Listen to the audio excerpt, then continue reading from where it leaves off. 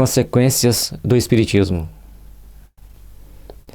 Ante a incerteza das revelações feitas pelos Espíritos, perguntarão: para que serve, então, o estudo do Espiritismo? Para provar materialmente a existência do mundo espiritual, sendo o mundo espiritual formado pelas almas daqueles que viveram, resulta da sua admissão a prova da existência da alma, a sobrevivência do corpo. Então, a partir do momento que vem a doutrina espírita, mostrar que a vida continua, que os espíritos dão comunicação, que os espíritos trazem para nós um conjunto de dados palpáveis, entendíveis, então fica mais fácil da gente poder compreender que existe a vida espiritual, possamos agir então com mais responsabilidade, com mais compromisso.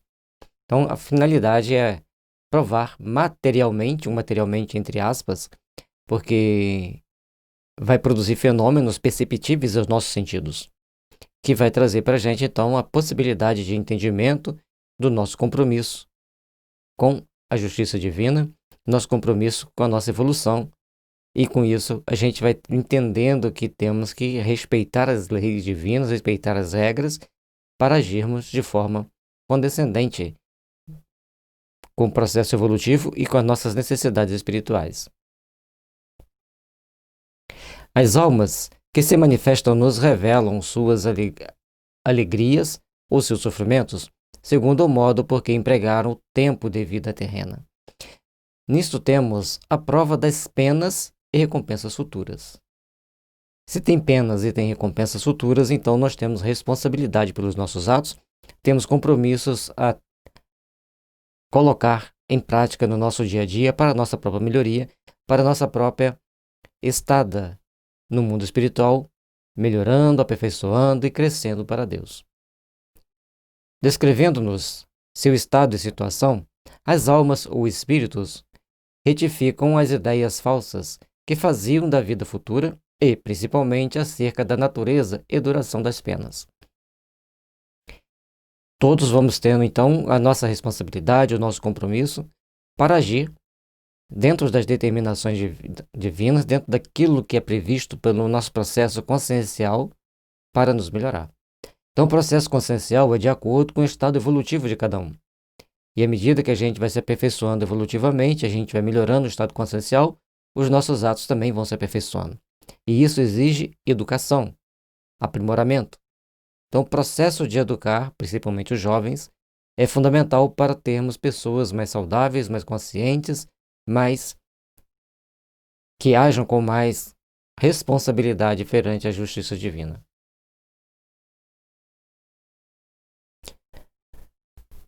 Passando assim, a vida futura do estado de teoria vaga e incerta ao de fato conhecido e positivo, aparece a necessidade de trabalhar o mais possível durante a vida presente, que é tão curta, em proveito da vida futura, que é indefinida.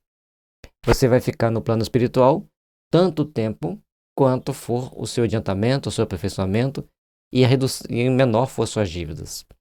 Se você quer ficar muito tempo no plano espiritual sem reencarnar, faça o máximo possível para quitar suas dívidas aqui nessa existência.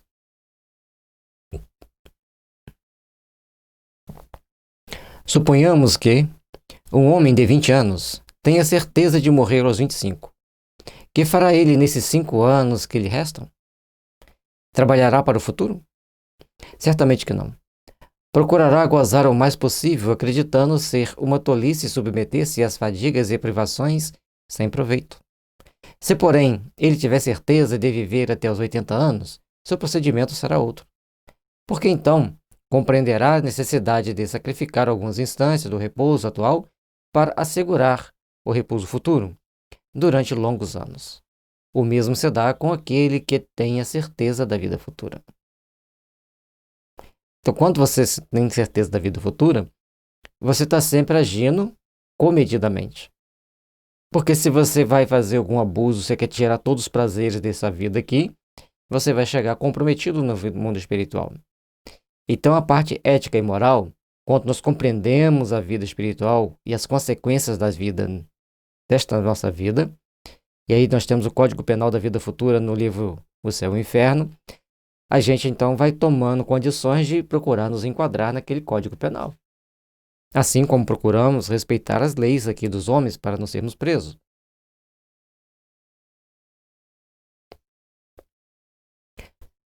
A dúvida relativamente a esse ponto conduz, naturalmente, a tudo sacrificar aos gozos do presente. Daí ligar-se excessiva importância aos bens materiais. A importância que se dá aos bens materiais excita a cobiça, a inveja, o ciúme, do que tem pouco contra aquele que tem muito. E aí vem, as pessoas começam a querer gozar dessa vida, tudo que puder nessa vida. Aí vem cobiça, ciúme, inveja e tantas outras coisas. E esse contrabalanço deixa de existir. Agora, quando você começa a entender que hoje você não tem nada, mas se você souber viver bem não tendo nada, e lógico, pode se esforçar para ter mais coisas, para ter um melhor conforto, para ter uma melhor condição de vida. É natural que a gente procure se esforçar assim. Mas à medida que a gente vai se esforçando para ter, para conquistar, a gente também sabe respeitar o que não tem, respeitar as condições de vida de cada um, para podermos alcançar a plenitude dentro do balanço da vida, dentro daquilo que a vida traz para nós, que espera de nós e que se mostra para nós. Da cobiça ao desejo de adquirir, por qualquer preço, o que o vizinho possui, o passo é simples. Daí ódios, querelas, processos, guerras e todos os males engendrados pelo egoísmo. À medida que você tem a noção das implicações que traz essas querelas diárias por querer ter mais, você aprende a gerenciar melhor a sua vida, passa a trabalhar e procurar se aperfeiçoar para melhorar suas condições financeiras, sim, mas sem querer ter que o outro tem, mas para ter aquelas coisas do prazer de ter, que nós normalmente gostamos de ter, mas sempre procurando o aperfeiçoamento econômico aliado ao aperfeiçoamento ético e moral. A luta para nos aperfeiçoar é natural. Não precisa ser por dinheiro. É busca por se aperfeiçoar.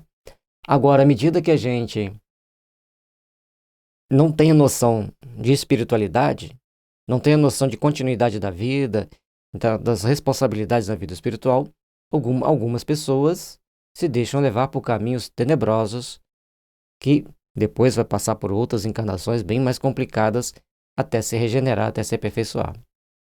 Com a dúvida sobre o futuro, o homem acabunhado nesta vida pelo desgosto e pelo infortúnio não vê senão na morte o termo dos seus sofrimentos. Aí assim, nada esperando, procura pelo suicídio a aproximação desse termo. Sem esperança do futuro, é natural que o homem seja afetado e se desespere com as decepções porque passa. Os abalos violentos que experimentas repercutem-lhe no cérebro e são a fonte da maioria dos casos de loucura. Sem a ideia de que nós temos um espírito imortal, que já viveu antes, nesta vida repara os erros do passado e prepara-se uma boa estrada para o futuro. As pessoas acabam entrando, sem essa noção, as pessoas acabam então entrando em torvelinhos de sofrimento, entram naqueles processos de tristeza, angústia, sofrimento sem saber de onde vem e por que vem, e assim todos eles vão passando pelas situações mais difíceis, pelas situações mais complexas, até procurar seu aperfeiçoamento. Portanto, nós temos que procurar entender e vai procurar o aperfeiçoamento a partir de muitas dores, de muito sofrimento, não se preparando devidamente para a próxima vida. É isso que o Kardec está mostrando aqui. Mas à medida que a gente entende que tem prosseguimento, a gente não vai fazer loucuras. A gente vai saber viver de forma comedida, procurando viver um dia após o outro, na luta do aperfeiçoamento, na luta pelo ganha-pão, na luta pelo aprimoramento do nosso espírito, respeitando as regras da vida social e da vida espiritual, para que a gente, na próxima existência, esteja em condições melhores. Sim, a vida futura, a atual se torna para o homem a coisa capital, o único objeto de suas preocupações, ao qual ele tudo subordina. Por isso, quer gozar a todo custo não só dos bens materiais, como das honrarias, aspira a brilhar elevar-se acima dos outros, eclipsar os vizinhos por seu fausto e posição, daí a ambição desordenada e a importância que liga aos títulos e a todos os efeitos da vaidade, pelos quais ele é capaz de sacrificar a própria honra, porque nada mais vê além. A questão de não perceber a vida futura, conforme já explicamos antes, aqui a gente explica mais um pouco, é muito complexo. Porque cada um de nós vamos tomando as atitudes baseado nas nossas tendências de vidas passadas. Então, se você não acredita na vida futura, você tem naturalmente a tendência de passar várias encarnações, encarnando, reencarnando, desencarnando, reencarnando, desencarnando. E esse processo, sem que você cresça devidamente. E você passa pelas mesmas experiências porque você não aprendeu. Então, tudo para você se subordina àquilo que você quer de material, os prazeres materiais. Mas à medida que você vai procurando fazer brilhar outros caminhos, outros horizontes, você então caminha por esses novos horizontes, por essas novas aspirações, procurando construir as bases do seu fortalecimento íntimo, para que você não caia em processos tais quais o dessa vida na próxima, além do sofrimento no plano espiritual. A certeza da vida futura e de suas consequências muda-lhe totalmente a ordem de ideias e lhe faz ver as coisas por outro prisma. É um véu que se levanta descobrindo imenso e esplêndido horizonte. Aí nós temos que saber nos esforçar para nos melhorarmos. No plano espiritual, nós vamos estar junto daqueles que pensam e agem como nós. Só que não tem mais o corpo físico, os limites são muito estranhos quando estamos no mundo inferior e são muito bem definidos quando estamos no mundo superior. Mas para tudo isso temos que ter disciplina. Temos que aprender a viver com ordem. Dentro de um quartel, as pessoas vivem com ordem, vivem com disciplina, vivem com respeito uns pelos outros. Por isso, todos nós temos que procurar, então, viver dentro de padrões que esperam de nós responsabilidade, respeito e que aprendamos a viver com mais dignidade uns com os outros. Todos nós devemos procurar trilhar por caminhos que nos leve a ver o mundo pelo prisma da continuidade da vida, e em cada uma delas nós temos que passar pelo nosso aperfeiçoamento, pelo nosso aprimoramento.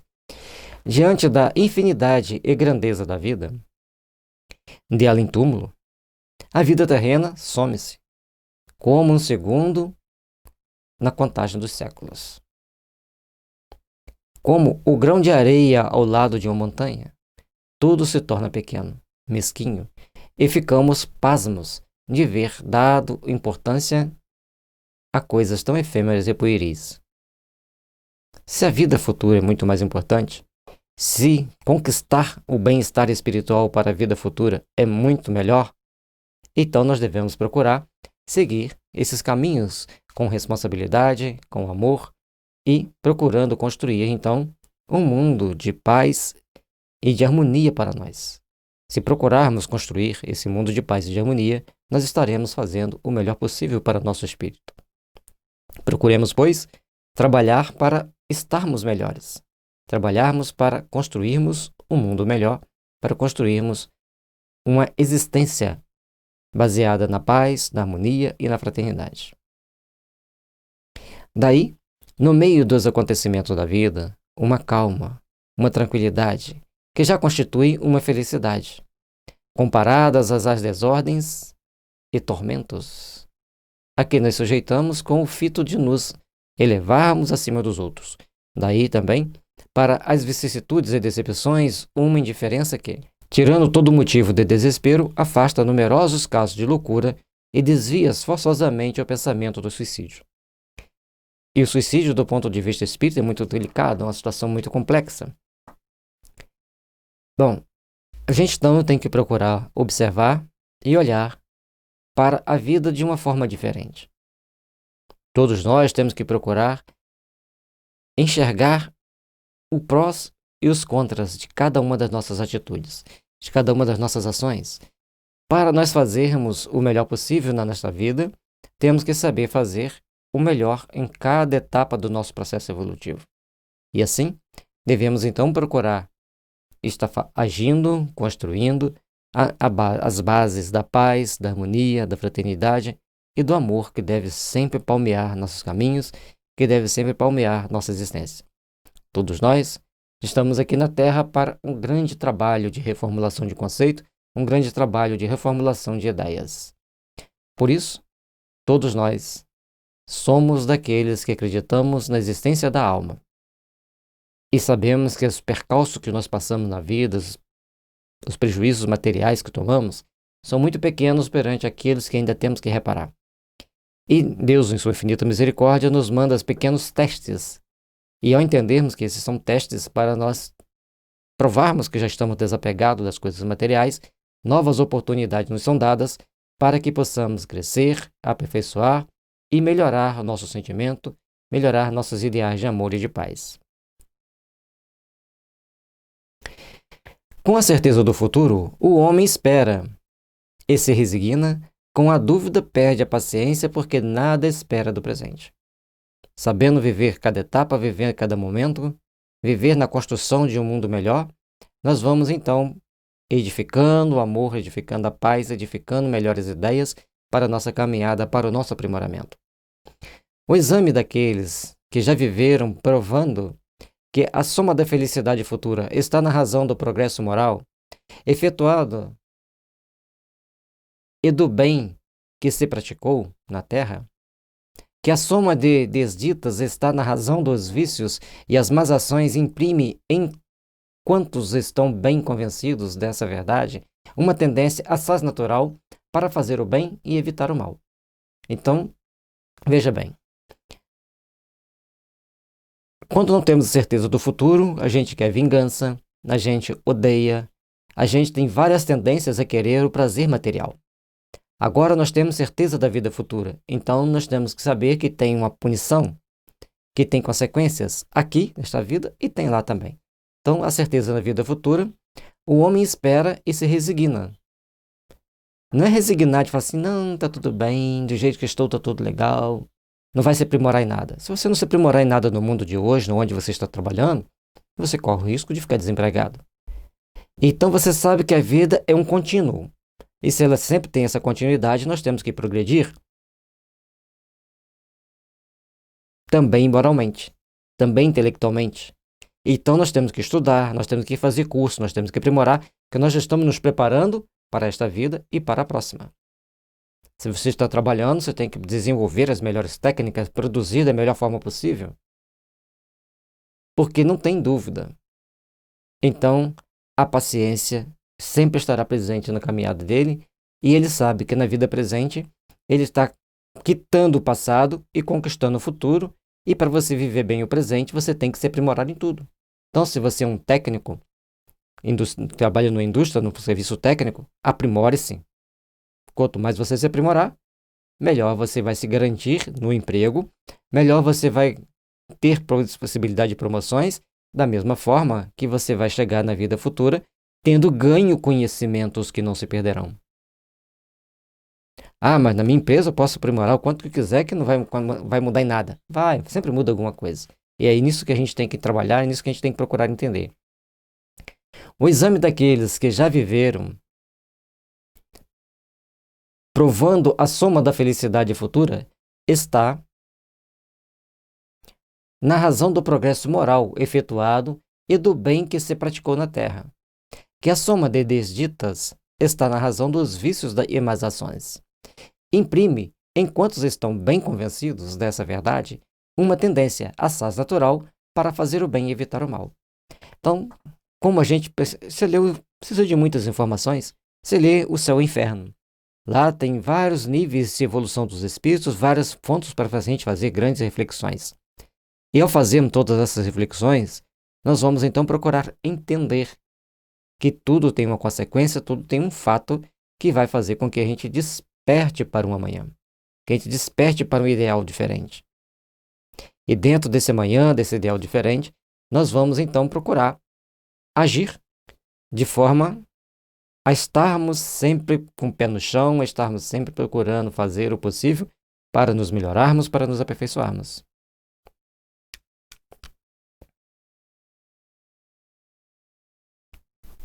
Então aqui está mostrando bastante bem claro para a gente que ao tomarmos consciência das consequências dos nossos atos, nós vamos procurar viver fazendo o melhor possível.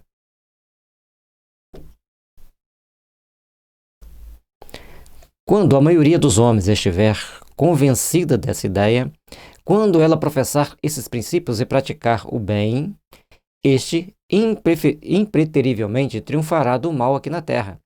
Por isso, nós temos que fazer com que a maioria entenda a importância de fazer o bem, entenda as consequências dos nossos atos aqui nessa vida. Procurarão os homens não mais se molestarem uns aos outros, regularão suas instituições sociais, tendo em vista o bem de todos, e não o proveito de alguns. Em uma palavra, compreenderão que a lei da caridade, ensinada pelo Cristo, é a fonte da felicidade, mesmo neste mundo. E assim basearão as leis civis sobre as leis da caridade. A partir do momento que a maioria vai conseguindo compreender as responsabilidades de cada um, o compromisso que cada um tem, as leis vão sendo encaixadas dentro do princípio da caridade, dentro do princípio do amor, do respeito ao próximo. Mas como seria bom se o mundo fosse segundo os princípios de Kardec? Mas as pessoas ainda não entendem Kardec. Então nós temos que aprender a entender Kardec, vivenciar Kardec, para irradiarmos Kardec, para que os outros então venham seguindo esses passos de autoaprimoramento, de autoaperfeiçoamento, para que o todo esteja bem edificado, esteja bem construído. Então, a responsabilidade nossa de fazermos o melhor possível é, como dissemos, a responsabilidade é nossa de fazermos o melhor possível para que outros venham seguindo o nosso caminho. A demonstração da existência do mundo espiritual que nos cerca e da sua ação sobre o mundo corporal é a revelação de uma das forças da natureza e, por consequência, a chave de grande número de fenômenos até agora incompreendidos, tanto na ordem física quanto na moral. Se as pessoas passassem a entender a doutrina espírita, se parassem para pensar nisto que está aqui, muita coisa mudaria. Por isso é importante que a gente comece a pensar, entender e sentir a doutrina espírita, para que a gente possa, então, ter condições de agir de uma forma melhor, para termos condições de tomarmos a postura mais compatível, mais condizente com a justiça divina. Então, não adianta negarmos os fatos, temos que entendê-los, raciocinar sobre eles. E olha que importante. A doutrina espírita vem demonstrar que a existência do mundo espiritual é uma das forças da natureza e a chave para entendermos muitos fenômenos, tanto na ordem física quanto na ordem moral da humanidade.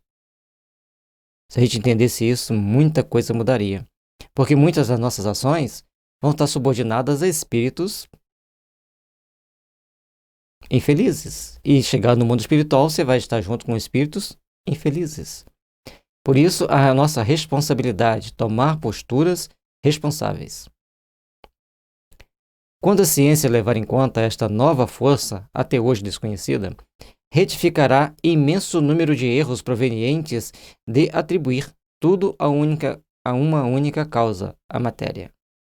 O conhecimento dessa nova causa, nos fenômenos da natureza, será uma alavanca para o progresso, produzirá o efeito da descoberta de um agente inteiramente novo. A ciência procurar entender a existência do mundo espiritual, a ação do mundo espiritual sobre os seres humanos e várias outras situações ao redor de nós, entender que não é tudo subordinado à matéria, vai ser o descortinar de uma nova era, de uma nova fase, de novas oportunidades de crescimento e aprimoramento. Todos nós caminharemos para a paz, todos nós caminharemos para a luz e saberemos viver em paz e com a luz. Com o auxílio da lei espírita, o horizonte da ciência se alargará, como se alargou com a lei da gravitação. E David Bohm, no livro A Totalidade e a Ordem Implicada, no último capítulo ele fala que a consciência é o limite da ciência. Ou a ciência começa a entender a consciência, ou ela não vai dar um passo mais à frente. E todos nós precisamos de compreender isso, entender isso e aceitar isso. Porque a ciência vem trazendo para nós vastos horizontes materiais. Mas a parte moral muitas das vezes fica esquecida e criando problemas ainda maiores. Haja vista a pandemia de agora. Por isso nós temos que procurar entender que a vida espiritual traz para a gente consequências, traz para a gente fatos que nós deveremos aprender a viver, aprender a respeitar e aprender a construir sob novas bases, sob novas ideias, sob novos fatores. Quando, do alto de suas cátedras, os sábios proclamarem a existência do mundo espiritual e sua participação nos fenômenos da vida, eles infiltrarão na mocidade o contraveneno das ideias materialistas, em vez de predispô-las à negação do futuro. Então, os jovens, que normalmente não se preocupam muito com o futuro, uma coisa meio estranha, mas é a tendência natural deles, e no dia que os cientistas todos começarem a fazer as pessoas refletirem, fazer as pessoas buscarem um novo ponto de entendimento, um novo ponto de reflexão, mais facilmente eles encontrarão meios de entenderem a doutrina espírita, de entenderem o espiritismo e de vivenciar o espiritismo. E assim, muitos problemas da mocidade não existirão, deixarão de existir. Quando um sábio emite uma hipótese sobre um ponto de ciência, procura com empenho e colhe com alegria tudo o que possa demonstrar a veracidade dessa hipótese. Como, pois, um professor de filosofia, cujo dever é provar a seus discípulos que eles têm uma alma, despreza os meios de lhes fornecer uma patente demonstração. Então nós temos que procurar compreender a vida, compreender a existência de um modo mais transcendente.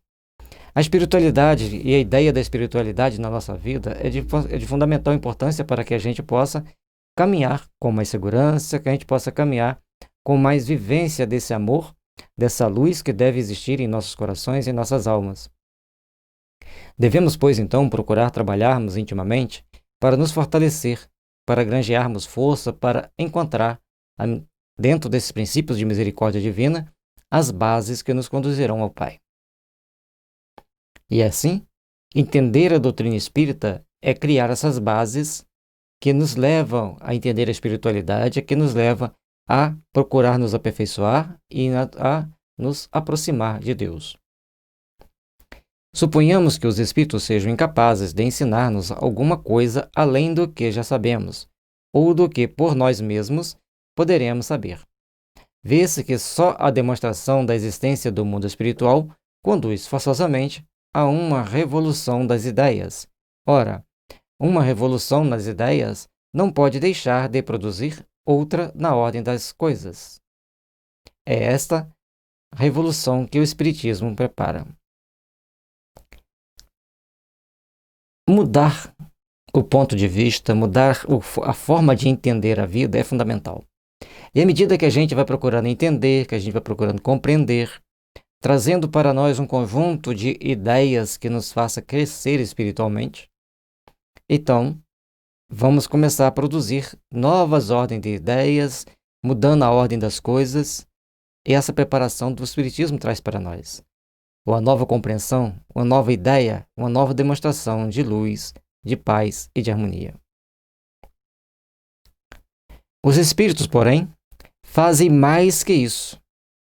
Se as suas revelações são rodeadas de certas dificuldades, se elas exigem minuciosas precauções para se lhes comprovar a exatidão, não é menos real que os espíritos esclarecidos, quando sabemos interrogá-los e quando lhes é permitido, podem revelar-nos fatos ignorados, dar-nos a explicação do que não compreendemos e encaminhar-nos para um progresso mais rápido. É nisso, sobretudo, que o estudo sério e completo da ciência espírita é indispensável, a fim de só se lhe pedir o que ela pode dar, e do modo porque o pode fazer, ultrapassando esses limites é que nos expomos a ser enganados. Então, entender a doutrina espírita traz para nós novos pontos de vista, novos pontos de entendimento. E a gente vai vendo que primeira coisa, nós somos rodeados de certas dificuldades e que vai exigir de nós minuciosas precauções. Se quisermos provar a exatidão daquilo que nós queremos acreditar, se queremos provar a exatidão, por exemplo, do mundo espiritual. Mas, à medida que a gente sabe fazer as devidas interrogações, que temos em mãos os melhores instrumentos, então nós poderemos caminhar para este aperfeiçoamento da nossa vida, do nosso sentimento e da nossa caminhada para o Pai. À medida que a gente vai conseguindo entender tudo isso, nós vamos dando os impulsos necessários ao nosso crescimento espiritual, ao nosso aperfeiçoamento. Por isso, nós temos que procurar fazer um estudo sério. E, à medida que a gente vai fazendo um estudo sério, a gente pode receber novas revelações, novas informações, e a ciência pode fazer grandes descobertas com a ajuda dos espíritos, quando tivermos, então, responsabilidades maiores, tendo em mãos essas descobertas. As menores causas podem produzir grandes efeitos. Assim como de um grãozinho pode brotar uma árvore imensa, a queda de um fruto faz descobrir a lei que rege os mundos. Quando caiu uma maçã diante de Newton, ele empreende várias pesquisas e descobre a lei da gravitação.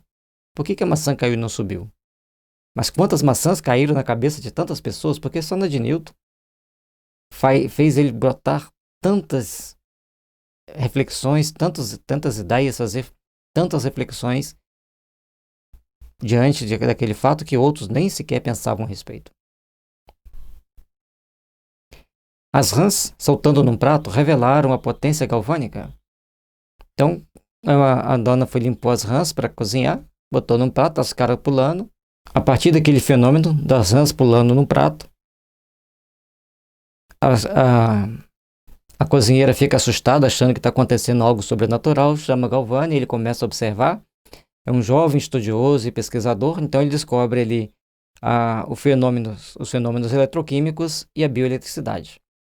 E que dali para frente vão ter tanta importância nos estudos que se continuam e se empreendendo, foram se aperfeiçoando, foram se aprimorando, para chegar na eletrônica que temos hoje.